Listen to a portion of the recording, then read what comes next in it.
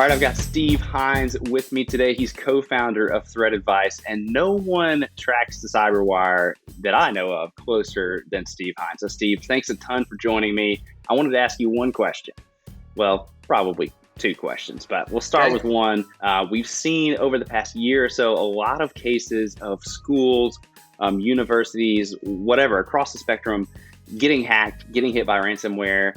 And I just want to ask you why. What is it about schools and the education system that makes them sitting ducks for hackers and ransomware groups?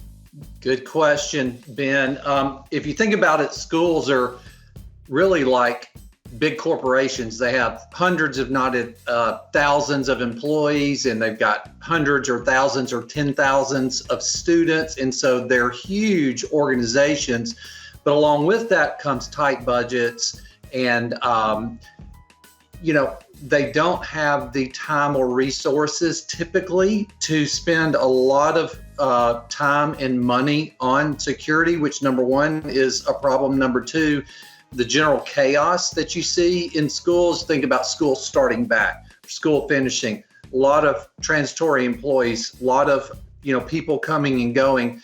Then this year and last year, you throw in the remote learning piece. And so when you've got a lot of chaos and a lot of change, that is a playground for cyber criminals to take advantage of. Any organization in schools just happen to fall into that category and are getting hammered, no question.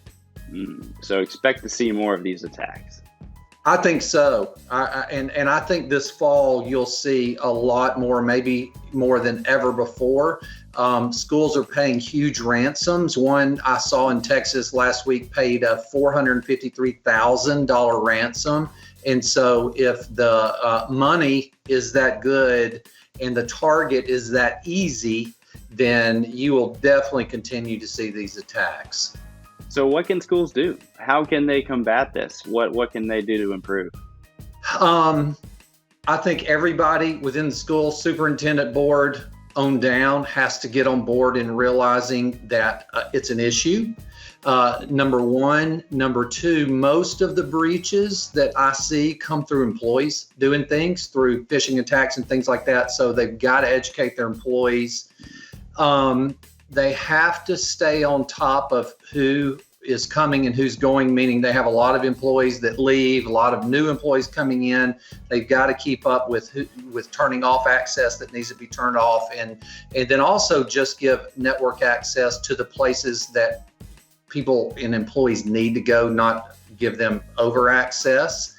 They have to look at the security of their school as an overall playbook. You've got to think about all the different things, not only all the devices you've got out there, but do they have endpoint protection? What's our firewall look like, et cetera? There's so many things to consider. Are we updating patches regularly? And then I would say a lot of them aren't prepared to respond to a breach, and so they have to have a breach response plan, and they have to practice it, because if you're down for a day and you can't teach is one thing. If you're down for 3 weeks and can't teach, that's another thing, not only with how that hurts the students, it hurts the parents and all of that. So it's a big challenge, but you have to dedicate the time and resources to making sure you've got a handle on the overall layered security. Absolutely. Educate the educators. I like it. Yes. If it's one thing we don't need right now, it's schools getting hacked. So thanks a bunch, Steve. I appreciate you joining us and giving us your insight today. Hey, glad to, Ben. Thank you.